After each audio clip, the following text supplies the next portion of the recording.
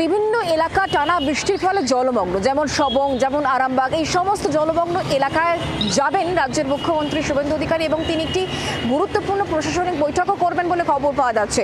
যেভাবে লাগাতার বৃষ্টি, টানা বৃষ্টির জেরে বিভিন্ন এলাকা জলমগ্ন হয়ে পড়েছে, যার মধ্যে পশ্চিম মেদিনীপুরের সবং রয়েছে এবং আরামবাগের বিস্তীর্ণ অংশ জলমগ্ন, এবং এর জেরে কিন্তু মুখ্যমন্ত্রী শুভেন্দু অধিকারী তিনি সিদ্ধান্ত নিয়েছেন যে তিনি সেখানে যাবেন বা যেতে পারেন এবং একই সঙ্গে গুরুত্বপূর্ণ প্রশাসনিক বৈঠকও তিনি করবেন। কমলাক্ষ ভট্টাচার্য আমাদের সঙ্গে রয়েছেন, আমাদের প্রতিনিধি টেলিফোন লাইনে। কমলাক্ষ, মুখ্যমন্ত্রীর আগামীকালের যাওয়া নিয়ে তোমার কাছে কি খবর রয়েছে? দেখো, ইতিমধ্যেই পশ্চিম মেদিনীপুর, পূর্ব মেদিনীপুর এবং হুগলির একটা বড় অংশ জলমগ্ন রয়েছে, একেবারে বন্যা পরিস্থিতি তৈরি হয়ে রয়েছে।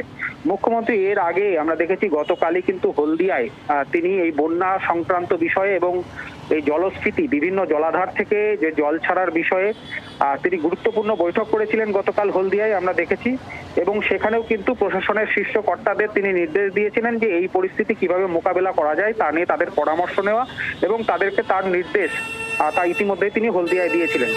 ইতিমধ্যেই যে খবর নবান্ন সূত্রে আমরা পাচ্ছি যে আগামীকাল এই বন্যা পরিদর্শনে জেলায় তিনি পৌঁছচ্ছেন মুখ্যমন্ত্রী, এমনটাই খবর। তিনি পশ্চিম মেদিনীপুরের সবং এবং হুগলির আরামবাগ দুটি জায়গায় যেতে পারেন এবং সেখানে মনে করা হচ্ছে যে সবংয়ে তিনি এই বন্যা সংক্রান্ত একটি গুরুত্বপূর্ণ প্রশাসনিক বৈঠক তিনি করবেন এবং নিজে এই বন্যা বিধ্বস্ত এলাকা বা যেখানে জলমগ্ন হয়ে রয়েছে যে এলাকা, সেরকম দু একটি জায়গা তিনি পরিদর্শনও করবেন।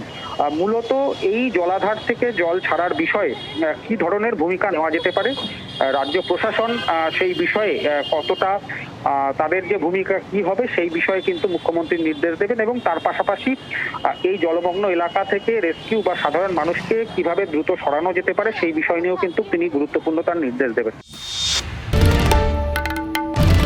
বাংলার আওয়াজ, বাঙালির আবেগ, জি 24 ঘন্টা।